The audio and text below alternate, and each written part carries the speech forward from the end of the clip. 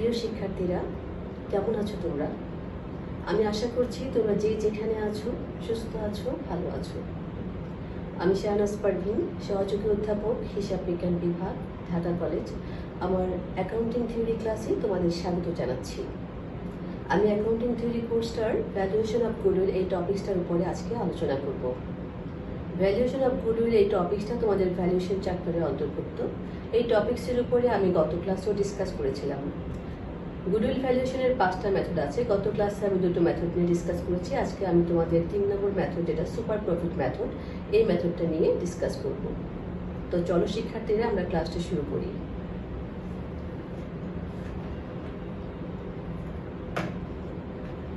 Super profit method, that is অতি মুনাফা পদ্ধতি। এই অতি মুনাফা বলতে আসলে কি বোঝায়? মুনাফা কি তোমরা সেটা জানো, যেহেতু তোমরা কমার্সে পড়াশোনা করে আসছো, বিজনেস স্টাডিজে। তো মুনাফার সঙ্গে তোমাদের পরিচয় আছে। অতি মুনাফা হচ্ছে আসলে সেটা যেটা স্বাভাবিক মুনাফার চেয়ে অতিরিক্ত যে মুনাফাটা অর্জন করা হয় সেটাকে বলা হচ্ছে অতি মুনাফা। এবং গুডউইল যেটা, এটা আসলে এটার সম্পর্ক হচ্ছে অতি মুনাফার সঙ্গে। হ্যাঁ, স্বাভাবিক মুনাফার সঙ্গে সেটা তো সবাই অর্জন করে, সেটার সঙ্গে কিন্তু গুডউইলের তেমন কোনো সম্পর্ক নেই। সুতরাং অতিরিক্ত যে মুনাফাটা অর্জন করা হয় সেটার সঙ্গে কিন্তু আসলে গুডউইলের সম্পর্কটা বেশি রয়েছে। এবং এজন্য তোমার গুডউইল ভ্যালুয়েশন করার জন্য সুপার প্রফিট মেথডটাই হচ্ছে কিন্তু সবচেয়ে বেশি গ্রহণযোগ্য। আসলে আমরা সুপার প্রফিট মেথডটায় কিভাবে গুডউইল ভ্যালুয়েশন করা হয় সেটা দেখি। এখানে গুডউইল ভ্যালুয়েশনের একটা ফর্মুলা দেওয়া আছে, সূত্র আকারে। দেখো, গুডউইল ইকুয়াল টু কি দেওয়া আছে? Super profit into number of years purchase. Goodwill equal to super profit into number of years purchase. এই নাম্বার অফ ইয়ার্স পারচেজ কি, এটা আমি লাস্ট ক্লাসে ডিসকাস করেছিলাম তোমাদেরকে। একটা কথা হয়তো আমি বলতে ভুলে গিয়েছিলাম, সেটা হচ্ছে যে যদি তোমাদেরকে কোশ্চেনে নাম্বার অফ ইয়ার্স পারচেজটা দেওয়া না থাকে, সেটা হচ্ছে যে তোমরা তখন এজিউম করে নিতে পারো সেটা হতে হবে, এটা 2 থেকে 5 বছরের মধ্যে হতে হবে। এর বেশি কিন্তু কোনো ইয়ার্স এজিউম করা যাবে না।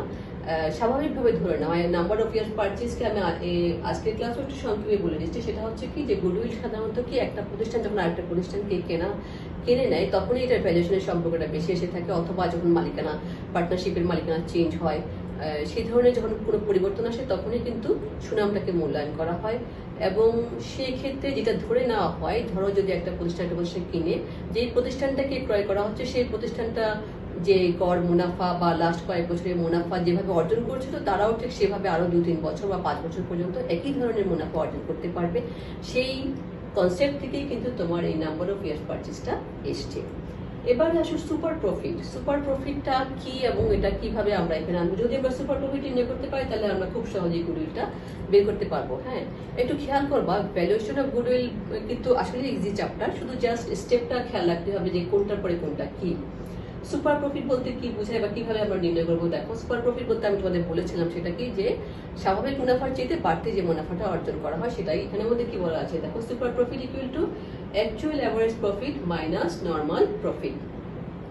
অর্থাৎ অ্যাকচুয়াল প্রফিটটাকে এখানে অ্যাভারেজ কয়েক বছরের প্রফিট নিয়ে সেটা যে অ্যাভারেজ করা হয়, এই জিনিসটা আমি লাস্ট ক্লাসে খুব ভালো করে আলোচনা করেছিলাম। সেখানে আমি অ্যাভারেজ প্রফিট নির্ণয় করাতে যেই পদ্ধতিগুলো কিভাবে করতে হবে বলেছিলাম, যে সমন্বয়গুলো করতে হবে, সেগুলো করার পরে যেই মেনটেনেবল প্রফিট যেটা আসে সেটারই কিন্তু অ্যাভারেজটাই, হ্যাঁ, সেটারই যে অ্যাভারেজটা আমরা নির্ণয় করি, এইটাই কিন্তু পুরো তোমার ভ্যালুয়েশন অফ গুডউইলের ক্ষেত্রে অ্যাভারেজ প্রফিট বলতে সেই অ্যাভারেজ প্রফিটটাকেই বোঝানো হবে, যেটা কিনা আমি লাস্ট ক্লাসে তোমাদেরকে বুঝিয়েছিলাম যে কিভাবে সেই প্রফিটটা আমাদের যদি কোনো অ্যাডজাস্ট করার প্রয়োজন হয় আমরা কিভাবে সেটা সমন্বয় করে নেব। সেটা সমন্বয় করার পরেই যে অ্যাভারেজটা আসবে সেটাই কিন্তু অ্যাভারেজ প্রফিট।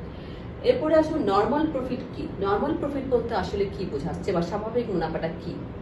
স্বাভাবিক মুনাফাকে আমরা স্বাভাবিকভাবে বুঝি যে বেশিরভাগ প্রতিষ্ঠান যে ধরনের মুনাফা অর্জন করে, এটা হচ্ছে থিওরিটিক্যালি কথাবার্তা। কিন্তু অঙ্ক করার ক্ষেত্রে আমরা কি করবো? দেখো, নর্মাল প্রফিট ইকুয়াল টু এখানে কি বলা আছে? Average capital employed into normal rate of return.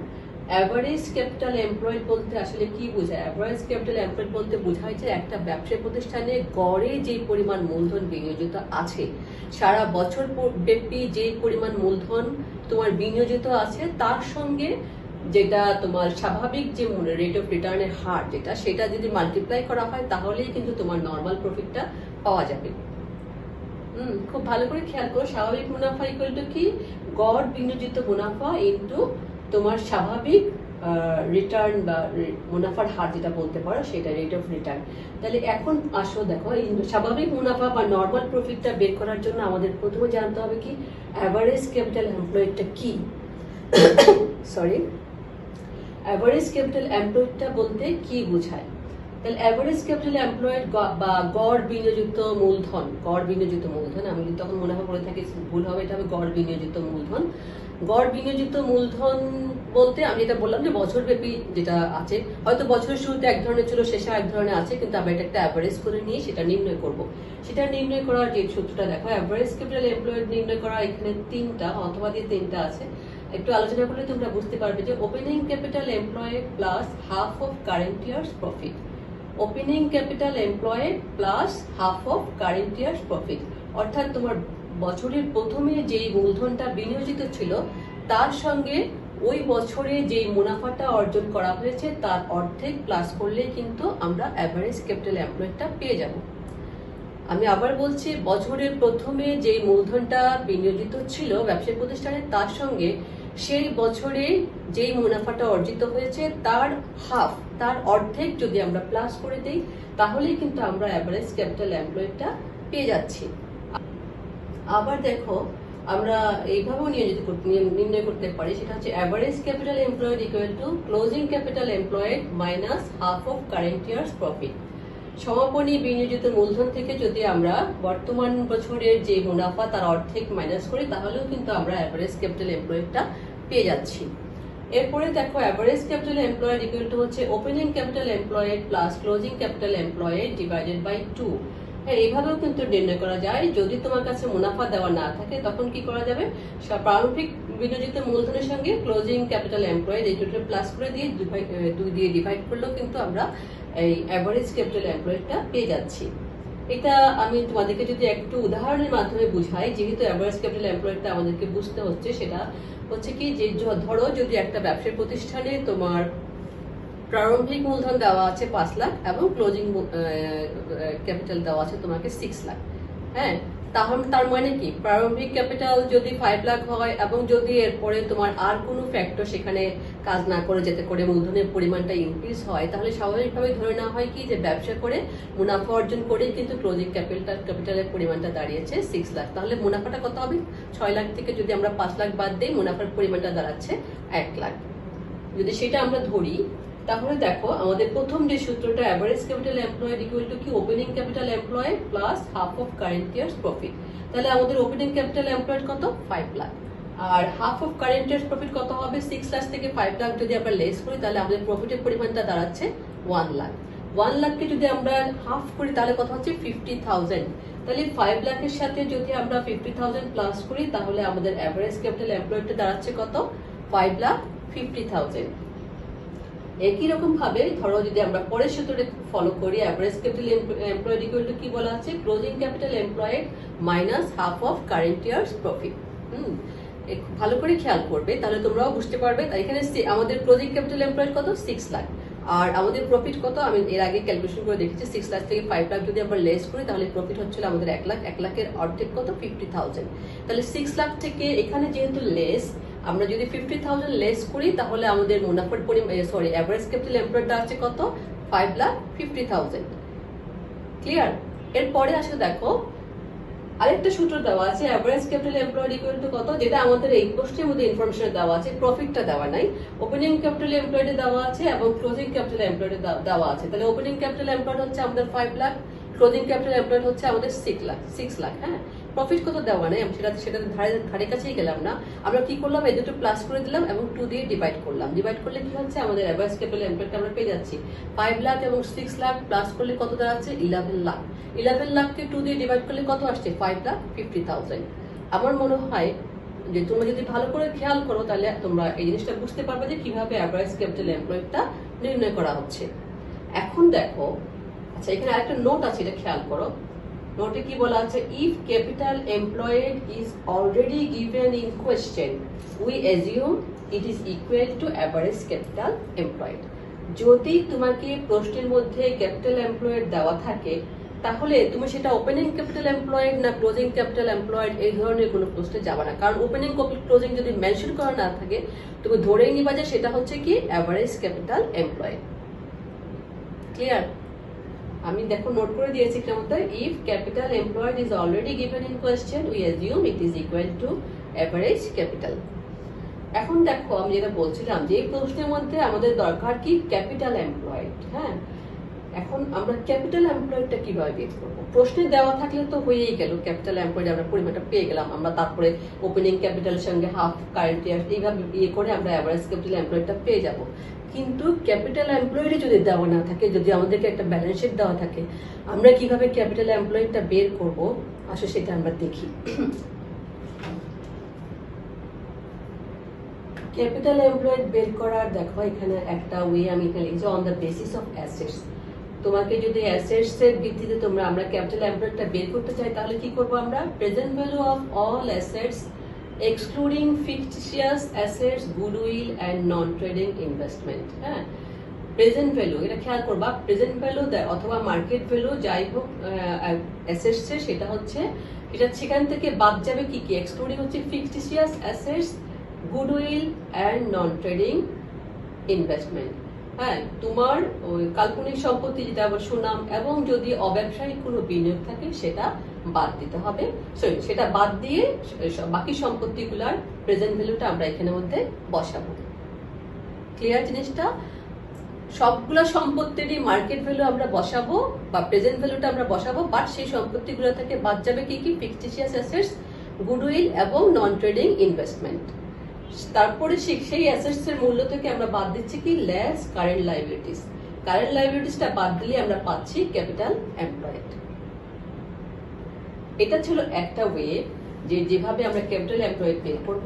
আরেকটা ওয়ে আছে দেখো, on the basis of liabilities. Liabilities এর ভিত্তিতে যদি আমরা ক্যাপিটাল এমপ্লয়েডটা বের করতে যাই তখন দেখো আমরা কিভাবে বের করবো ক্যাপিটাল এমপ্লয়েড। আমাদেরকে ক্যাপিটাল যেটা দেওয়া থাকবে সেই ক্যাপিটালটা আমরা বসাবো, তার সঙ্গে আমরা অ্যাড করব রিজার্ভ এন্ড সারপ্লাস, অ্যাড করব এনি আদার আনডিস্ট্রিবিউটেড প্রফিট, যদি অবন্টিত কোনো মুনাফা থাকে সেটাও অ্যাড হবে।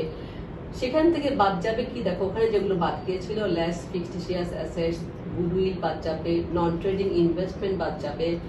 আর এরপরে যেহেতু আমরা বলছি যে সম্পত্তিগুলোকে আমরা মার্কেট ভ্যালুতে ইয়ে করতে যাবো, সেই জন্য যদি কোনো সম্পত্তির মূল্য কমে যায় সেটাও বাদ যাবে, value of decrease of other assets. হ্যাঁ, আর যদি value of increase other assets হয় তাহলে সেটা প্লাস হবে, কোনো সম্পত্তির মূল্য যদি বৃদ্ধি পায় সেটা প্লাস করতে হবে যেটুকু বৃদ্ধি পেয়েছে, এবং লং টার্ম আউটসাইড লাইবিলিটিস যেটা সেটাও প্লাস হবে। তাহলে এইভাবে যদি আমরা ইয়ে করি তাহলে লাইবিলিটিস বেসিসে আমরা ক্যাপিটাল এমপ্লয়েডটা পেয়ে যাব। বুঝতে পেরেছো? আমাদেরকে হয়তো যে কোনো একদিকে ডাটা দেওয়া থাকলো আরেকদিকে ডাটা দেওয়া ঠিক মতো থাকলো, তখন আমরা কিন্তু এইভাবে যে তথ্যগুলো থাকে সেটার বেসিসে আমরা কিন্তু ক্যাপিটাল এমপ্লয়েডটা পেয়ে যাব। এখানে একটা নোট আমি দিয়েছি দেখো, গুডউইল এট কস্ট। যদি প্রশ্নের মধ্যে গুডউইল এট কস্ট লেখা থাকে সেক্ষেত্রে কিন্তু আমরা এখানে যে গুডউইলটা বাদ দিয়েছি এই গুডউইলটা বাদ যাবে না। গুডউইল এট কস্ট মানে কি, গুডউইলটা কখন ব্যালেন্স শিটে লেখা হয় আমরা জানি যে যখন একটা প্রতিষ্ঠান আরেকটা প্রতিষ্ঠানকে ক্রয় করতে গিয়ে গুডউইলের জন্য যে মূল্যটা দেওয়া হয় তখনই কিন্তু সেটা হিসাবে ব্যালেন্স শিটে দেখানো হয়, এবং সেই ধরনের যদি হয়ে থাকে তাহলে এই গুডউইলটা যেট ইজ গুডউইল এট কস্ট যদি হয়, বা আমরা যদি অ্যাজিউম করে নিই যেটা গুডউইল এট কস্ট, তাহলে সেই গুডউইলটা কোনোখান থেকে বাদ যাবে না, না এই পদ্ধতিতে না আগের যে on the basis of assets এর কোনো জায়গা থেকে কিন্তু তখন গুডউইলটা বাদ দিতে হবে না, গুডউইলটা সম্পত্তির অন্তর্ভুক্ত থাকবে। তাহলে এভাবে আমরা ক্যাপিটাল এমপ্লয়েড নির্ণয় করতে পারবো।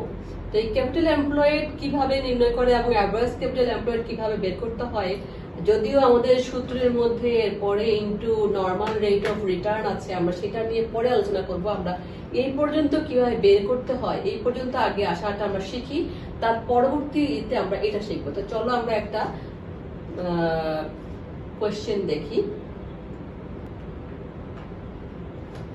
এখানে একটা কোশ্চেন নিয়ে আসছি আমি ক্যাপিটাল এমপ্লয়েড, অ্যাভারেজ ক্যাপিটাল এমপ্লয়েডের উপরে। দেখো প্রশ্নে কি বলা আছে, the following is the balance sheet of mister Rahat on 30 September 2019। একটা ব্যালেন্স শিট দেওয়া আছে মিস্টার রাহাতের, যেটা 30 সেপ্টেম্বর 2019। যে তোমার অর্থ বছর যে শুধুমাত্র ডিসেম্বরে শেষ হবে বা জুন মাসে শেষ হবে এমন নয়, সেপ্টেম্বরও শেষ হতে পারে, যে কোনো সময় শেষ হতে পারে। তো এদের দেখা যাচ্ছে যে সেপ্টেম্বরে শেষ হচ্ছে, তো সেই সময় ওরা একটা ব্যালেন্স শিট দিয়েছে, সেখানে লাইবিলিটিস পাশে দেওয়া আছে হচ্ছে ক্যাপিটাল হচ্ছে 82,000, জেনারেল রিজার্ভ হচ্ছে 19,825, অ্যাকাউন্টস পেয়েবল হচ্ছে 19,020, টোটাল হচ্ছে এখানে 1,20,845। এই পাশে অ্যাসেটস দেওয়া আছে, দেখো ল্যান্ড এন্ড বিল্ডিংস হচ্ছে 18,000, মেশিনারি 27,000, ইনভেস্টমেন্ট 15,000, স্টক 13,250, ক্যাশ এট ব্যাংক 37,995, অ্যাকাউন্টস রিসিভেবল হচ্ছে 9,600, টোটাল হচ্ছে 1,20,845। নিচে কি বলা আছে দেখো, the net profits for the year ended were as follows. 3টা বছরের নেট প্রফিট দেওয়া আছে। 2017 এ হচ্ছে 16,140, 2018 এ দেওয়া আছে 18,475, 2019 এ দেওয়া আছে 21,675। এর নিচে কি বলেছে দেখো, the above amounts include the income from investment taka 900 each year, calculate average capital employed. তোমাকে অ্যাভারেজ ক্যাপিটাল এমপ্লয়েডটা নির্ণয় করতে হবে। এখন অ্যাভারেজ ক্যাপিটাল এমপ্লয়েডের কিন্তু সূত্র আমি দিয়েছি, কিভাবে ক্যাপিটাল এমপ্লয়েড বের করতে হয় সেটা সূত্র আমি দিয়েছি। এখানে একটা প্রবলেম নিয়ে এসেছি, এখন তোমাকে সেটার সলিউশন করতে হবে। এখানে একটা জিনিস আমি বলে রাখি, যদি তোমাদের অ্যাসেটসে ইনভেস্টমেন্ট বলা থাকে, হ্যাঁ, যদি এটা মেজার করে দেওয়া না থাকে যে কতটুকু তোমার ট্রেডিং ইনভেস্টমেন্ট এবং কতটুকু নন ট্রেডিং ইনভেস্টমেন্ট, তাহলে আমরা ধরে নিব কি এটা পুরোটাই হচ্ছে অব্যবসায়িক বিনিয়োগ বা নন ট্রেডিং ইনভেস্টমেন্ট। এই কারণ এই ধরনের ইনভেস্টমেন্ট সাধারণত হয়ে থাকে নন ট্রেডিং, এটা কোথাও অন্য কোথাও বাইরে বিনিয়োগ করে সেখান থেকে আয় আসে। যেমন এখানে আমাদের সেটা বলা আছে যে এই যে সমস্ত 3টা বছরের প্রফিট, এই 3টা বছরের প্রতিটা বছরে, এই কথাটা মানে হচ্ছে কি দি above amount include the income from investment taka 900 each ইয়ার, প্রতি বছরই কিন্তু এখানে 900 করে যোগ হয়েছে। তার মানে কোনো একটা রেটে সেটা বাইরে ইনভেস্ট করা হয়েছে, যেটা কিনা তোমার এই আয় হিসাবে ব্যবসা প্রতিষ্ঠানে যোগ করা হয়েছে এবং সেই আয়ের মাধ্যমে এই প্রফিটটা অর্জন হয়েছে, এবং এই প্রফিটের মধ্যে এই নন ট্রেডিং ইনকামটা অন্তর্ভুক্ত আছে। তো তাহলে আমরা এখন অ্যাসেটস বেসিসেও করতে পারি, আবার লায়াবিলিটিস বেসিসেও করতে পারি। আবার অ্যাসেটস বেসিসটা যেহেতু বেশি সংখ্যায় দেওয়া যাচ্ছে, তাহলে আমরা অ্যাসেটস বেসিসে কিভাবে অঙ্কটা করতে হয় সেটা একটু দেখি। দেখো, ক্যালকুলেশন অফ ক্যাপিটাল এমপ্লয়েডটা আমরা বের করছি। এরপরে আমরা ক্যাপিটাল এমপ্লয়েডটা বের করার পরে কিন্তু আমরা অ্যাভারেজ ক্যাপিটাল এমপ্লয়েডটা বের করব। ক্যাপিটাল এমপ্লয়েডের সূত্রটা কি ছিল মনে আছে? মার্কেট ভ্যালু অফ অ্যাসেট, সেখান থেকে আমরা কি কি বাদ দিব? তোমার ফিক্সড অ্যাসেট থাকলে সেটা বাদ যাবে, গুডউইল থাকলে সেটা বাদ যাবে, আর নন ট্রেডিং কোনো ইনভেস্টমেন্ট থাকলে সেটা বাদ যাবে। আমাদের কোশ্চেনের মধ্যে গুডউইলও ছিল না এবং ফিক্সড অ্যাসেটসও ছিল না, ছিল শুধু একটা ইনভেস্টমেন্ট। তো আমরা সেই ইনভেস্টমেন্টটা অবশ্যই বাদ দেব, আমরা এখানে আনবো না। তো ইনভেস্টমেন্টটা বাদ দিয়ে আমরা এখানে ল্যান্ড এন্ড বিল্ডিং ছিল আমাদের 18,000, মেশিনারি ছিল 27,000, স্টক দেখো 13,250, ক্যাশ এট ব্যাংক 37,995, অ্যাকাউন্টস রিসিভেবল 9,600। এগুলো টোটাল করার পরে আমরা পাচ্ছি 1,05,845। আমি তোমাদেরকে আবার একটু দেখে নিয়ে আসি কোশ্চেনটা। দেখো, এখানের মধ্যে আমাদের ল্যান্ড এন্ড বিল্ডিং হচ্ছে 18,000, মেশিনারি হচ্ছে 27,000, ইনভেস্টমেন্ট 15,000। এই 15,000 কিন্তু আমরা নিব না। হ্যাঁ, এই 15,000 আমরা আমাদের অ্যাসেটস এর মধ্যে অন্তর্ভুক্ত করবো না যখন আমরা অ্যাসেটসটা কাউন্ট করব। তার মধ্যে আসছে, তারপরে কি আছে, স্টক আসবে, ক্যাশ এট ব্যাংক আসবে, অ্যাকাউন্টস রিসিভেবল আসবে। তাহলে শুধুমাত্র আমাদের এই জিনিসটা আসছে না। তাহলে এই যে আমাদের দেখো 1 2 3 4 5 6 6টা ছিল, সেখান থেকে আমরা 5টা নিয়েছি এবং এখানে আমাদের টোটাল হয়েছে 1,20,845। এখান থেকে 15,000 মাইনাস করো, কত থাকবে? হ্যাঁ, 1,05,845। দেখো সেখানে সেটা এসেছে কিনা, দেখো ঠিক তাই, 1,05,845, 1 2 3 4 5, এই যে 5টা, এই 5টা সম্পত্তি আমি এখানে বসিয়েছি এবং আমাদের টোটাল সম্পত্তির ফিগারটা এসে টোটাল অ্যাসেটস হচ্ছে আমাদের 1,05,845। এখান থেকে আমরা আমাদের যে কারেন্ট লায়াবিলিটিস যেটা আছে সেটা আমরা লেস করছি। Current liabilities that is accounts পেয়েবলটা ছিল 19,020, এটা আমরা লেস করলাম। লেস করার পরে আমরা ক্যাপিটাল এমপ্লয়েড পেয়ে গেছি 86,825। একটা কথা বলে রাখি, যেটা আমি বলতে ভুলে গেছি, সেটা হচ্ছে এই যে আমরা ক্যাপিটাল এমপ্লয়েড কিভাবে ক্যালকুলেশন করে বের করি, এটা কিন্তু সবসময় আমরা বের করি closing capital employed. Closing capital এমপ্লয়েডটা আমরা বের করি এবং এরপরে আমরা অ্যাভারেজ ক্যাপিটাল এমপ্লয়েডটা নির্ণয় করতে গেলে যেটা করবো, ক্লোজিং ক্যাপিটাল এমপ্লয়েড থেকে আমরা কি হাফ অফ কারেন্ট ইয়ার্স প্রফিটটা লেস করে দেবো। লেস করে দিলেই কিন্তু আমরা অ্যাভারেজ ক্যাপিটাল এমপ্লয়েডটা পেয়ে যাব। তাহলে আমার মনে হয় তোমরা এটা বুঝতে পেরেছো। তুমি তোমার লাইবিলিটিসটা একটু দেখো। লাইবিলিটিসের মধ্যে এখানে দেখো ক্যাপিটাল আছে, জেনারেল রিজার্ভ আছে, আর আছে কি account payable. That is current লাইবিলিটির মধ্যে আমরা একটা লাইবিলিটি পাচ্ছি এবং সেটা আমরা লেস করেছি।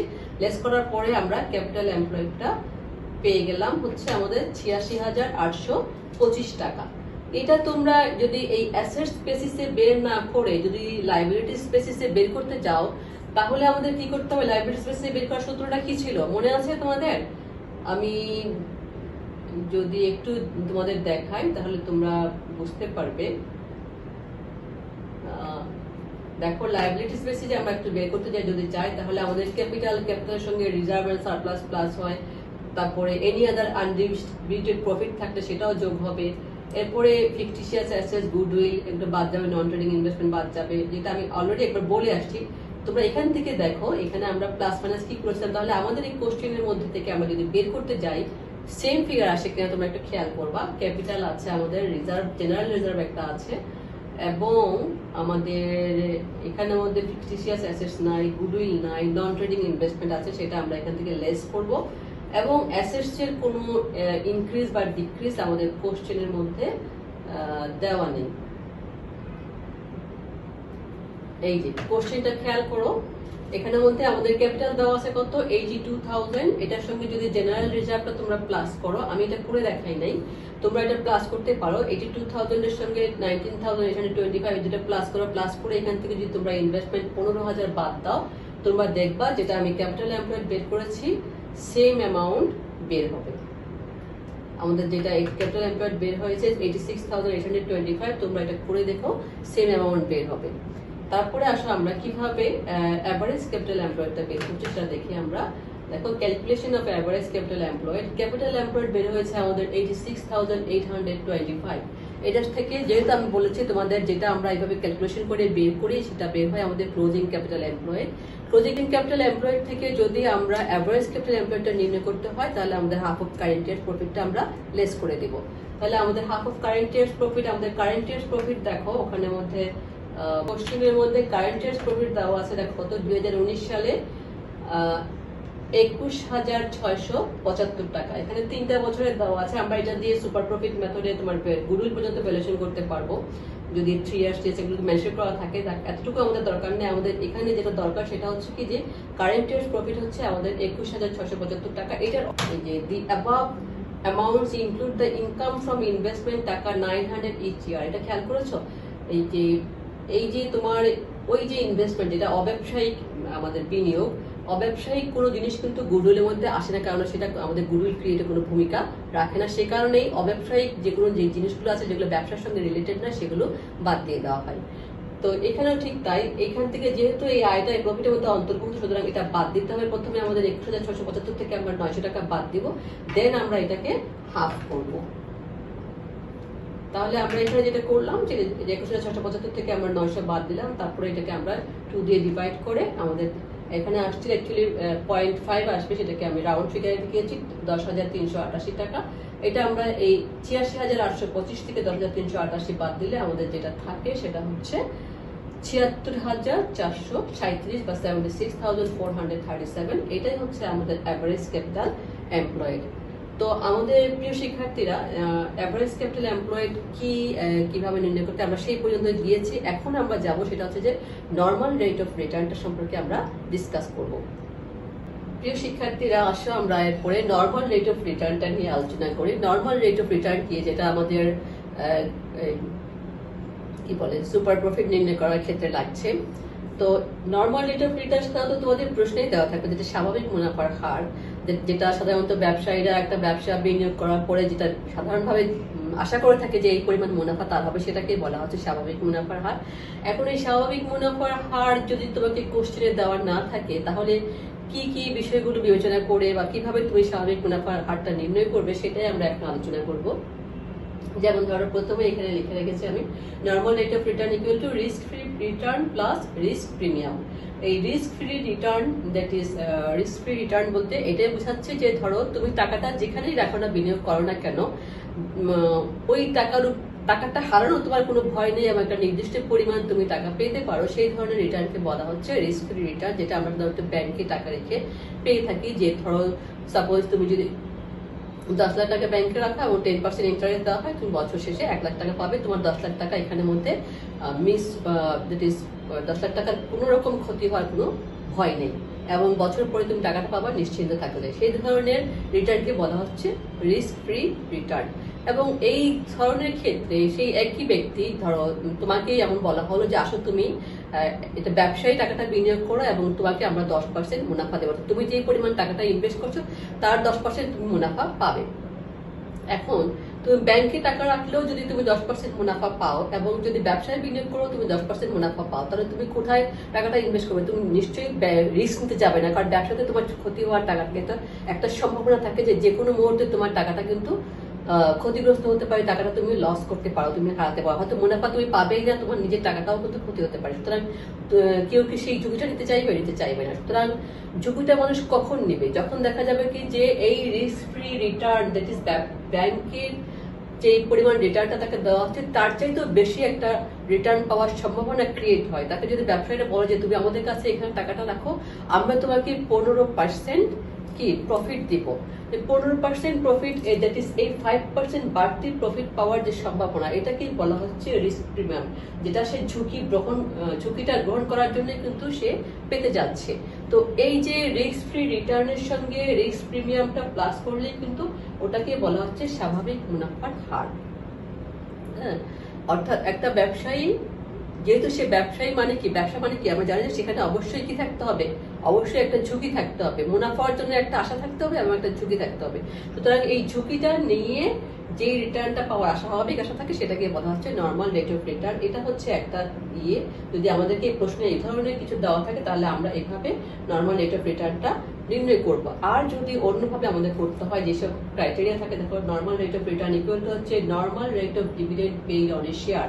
হ্যাঁ, একটা শেয়ারের জন্য তোমার ডিভিডেন্ড দেওয়ার যে হার সেটাকে মার্কেট প্রাইস পার শেয়ারের মার্কেট প্রাইস পার শেয়ার দিয়ে ডিভাইড করে 100 দিয়ে মাল্টিপ্লাই করে আমরা একটা রেট বের করতে পারি, সেটাকে বল সেটা হচ্ছে নর্মাল রেট অফ রিটার্ন। এবং আরেকটা ভাবে আমরা বের করতে পারি সেটা হচ্ছে কি প্রফিট অ্যাভেলেবল ফর ডিভিডেন্ড, অর্থাৎ লভ্যাংশ দেওয়ার জন্য যে পরিমাণ মুনাফাকে অ্যাভেলেবল করে দেওয়া আছে, যেটা লভ্যাংশ হিসাবে দেওয়া হবে বলে মোটামুটি ঘোষণা করে দেওয়া হয়েছে লভ্যাংশ বাকি। আর এবং সেটাকে যদি শেয়ার ক্যাপিটাল দিয়ে ডিভাইড করা হয় এবং 100 দিয়ে মাল্টিপ্লাই করা হয় তাহলে কিন্তু মুনাফার হারটা পেয়ে যাচ্ছি।